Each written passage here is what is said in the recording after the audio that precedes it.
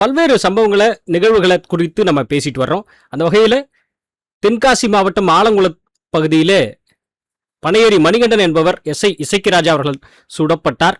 அதன் பிறகு மருத்துவமனையிலே சிகிச்சைக்காக மணிகண்டன் அனுமதிக்கப்பட்டார். அந்த சம்பவத்தினுடைய பின்னணி குறித்து நாம் நிறைய பேசியிருக்கிறோம். அதனுடைய முக்கியமான ஒரு அப்டேட் கிடைத்திருக்கிறது. அந்த சம்பவத்தினுடைய சிசிடிவி காட்சி, சம்பவத்துக்கு முன்பாக நடந்த ஒரு சிசிடிவி காட்சி வந்து கசிந்திருக்கிறது. அது குறித்த அப்டேட் என்னங்கிறத பார்ப்போம். அதே போன்று சமயபுரம் பகுதியிலே கணேசன் என்பவரை காவலர்கள் அடித்திருக்கிறார்கள் அப்படிங்கிற ஒரு தகவல் பதிவாகி இருக்குது. அதனுடைய பின்னணி என்ன அப்படிங்கிறத விஷயத்தையும் நாம் விளக்குவோம். நம்ம பண்ணை இயற்கை அங்காடி 100% இயற்கை வேளாண் தயாரிப்பு. தொடர்புக்கு 87 54 44 92 99. பனையேரிகளை பொறுத்த வரைக்கும் ஒரு குறிப்பிட்ட சமூகம் இந்த தொழிலை செய்வதில்லை. இது வந்து ஒரு சமூகம் சார்ந்த தொழில் இல்லை. ஒரு தற்சார்பாக தமிழர்கள் யார் வேண்டுமானாலும் எந்த சமூகத்துடைய பின்புலம் கொண்டவர்களாகவும் இந்த தொழிலை செய்கிறார்கள். இது ஒரு தொழில் அல்லது இது ஒரு குலத்தொழில் என்று பார்க்காமல் தமிழர்கள் தங்களுடைய தற்சார்புக்காக மரபு ரீதியாக பனை அப்படிங்கிறது நம்மளுடைய பொக்கிஷங்களில் ஒன்று. அதை பயன்படுத்தி ஒரு தற்சார்பு சந்தை மதிப்பு கூட்டப்பட்ட பொருட்களை விநியோகிப்பதற்கான ஒரு பொருளாதாரத்தை உருவாக்க முடியும் அப்படின்ட்டு தொடர்ச்சியாக பசுமை ஆர்வலர்கள் பல பேரும் சொல்லிட்டு வர்றாங்க. இது சார்ந்த நிறைய ஆக்டிவிஸ்ட் இருக்கிறாங்க. குறிப்பாக பனை சதீஷ்ன்ற ஒரு இளைஞர் தொடங்கி அதற்கு முன்பாக நிறைய சீனியர்ஸ், கல் நல்லசாமி என்கிற தமிழ்நாடு கல் இயக்க ஒருங்கிணைப்பாளர் வரைக்கும் நிறைய பேர் இதை பேசிட்டு இருந்திருக்கிறாங்க. அதே போன்று பனையேரி பாண்டியன் விழுப்புரம் பகுதியிலே தொடர்ச்சியாக பனை திருவிழா, அப்புறம் வந்து விவசாயிகளுக்கான உழவு திருவிழா, இப்படி நிறைய வந்து கண்டக்ட் பண்றாங்க. இவர்கள் எல்லாம் தொடர்ச்சியாக இது பற்றிய விழிப்புணர்வை உண்டு செய்து வருகிறார்கள். அதே போன்று இந்த பனை கல் இது சார்ந்த தங்களுடைய பதிவுகளை, தங்களுடைய கருத்துக்களை பதிவு செஞ்சுட்டு வர்றாங்க.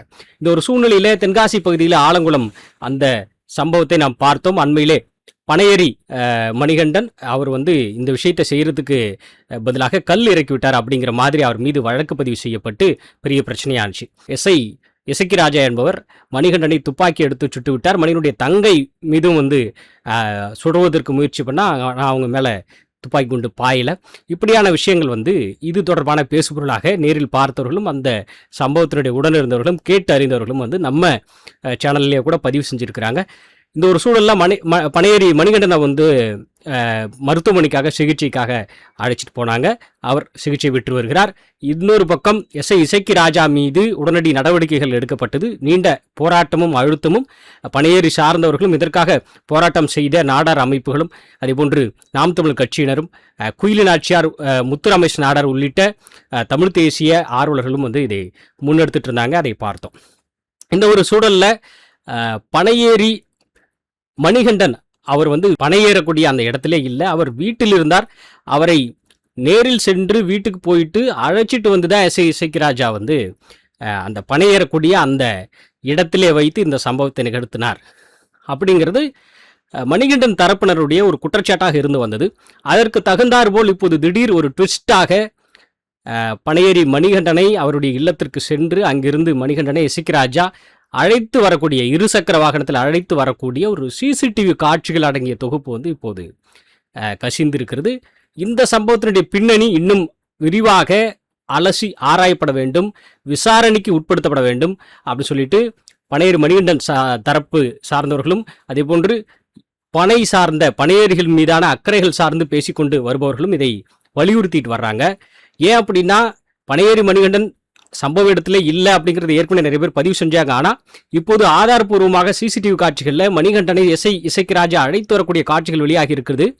அப்படி இருக்கும் பொழுது நீண்ட பெரும் அழுத்தத்திற்கும் போராட்டத்துக்கும் நள்ளிரவு வரை செய்த ஆர்ப்பாட்டத்துக்கும் பிறகுதான் இசைக்கிராஜா மீது வழக்கு எஃப்ஐஆர் போடுறதுக்கான அந்த அழுத்தமே வந்து கொடுக்கப்பட்ட பின்னர் தான் நடந்தது.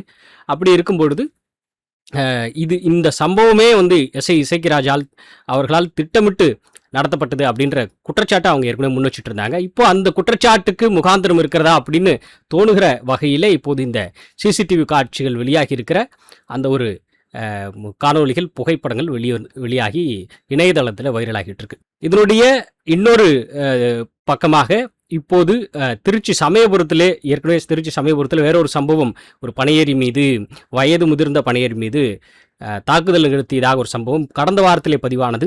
அதே போன்று இப்போது தென்னை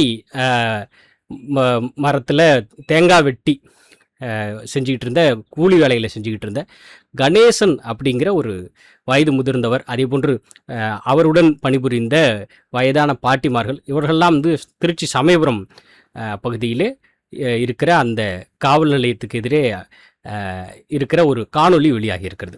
அதில் கணேசன் என்பவர் தேங்காய் வெட்டி கூலி தொழிலாளி தான் செஞ்சிட்டு இருந்தார்.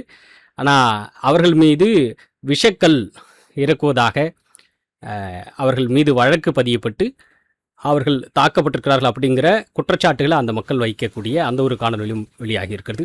தொடர்ச்சியாக இது போன்ற சம்பவங்கள் விசாரிக்கப்பட வேண்டும். இதுபோன்று பதநீர் இறக்கினாலோ அல்லது தென்னை மரப்பகுதிகளில் தேங்காய் வெட்டி ஒரு கூலி வேலைகள் தினசரி வேலைகளை செய்து வந்தாலோ அவர்கள் கல் இருக்குகிறார்கள் என்கிற மாதிரியான ஒரு குற்றச்சாட்டு வைக்கப்படுவதற்கு முறையாக விசாரிக்கப்படாத ஒரு பின்னணி, இது போன்ற எல்லா விஷயங்களும் வந்து ஒரு சரி செய்யப்பட வேண்டும் அப்படிங்கிறது இவர்களுடைய குரலாக இருக்கிறது. அந்த வகையில் பனையேறி மணிகண்டன் சம்பவம் மீண்டும் பனையேறிகளுடைய அவர்களுடைய வாழ்வாதாரம் மற்றும் அவர்களுடைய பாதுகாப்பு அப்படிங்கிறது உறுதி செய்யப்பட வேண்டும் அப்படிங்கிறத நோக்கி பனையேறி மணிகண்டனுடைய துப்பாக்கிச்சூடு சம்பவம் நகர்த்தி இருக்கிறது. மேலும் சில அப்டேட்ஸ் கிடைச்ச உடனே அடுத்த காணொலியில் நம்ம விரிவாக பேசுவோம். நன்றி.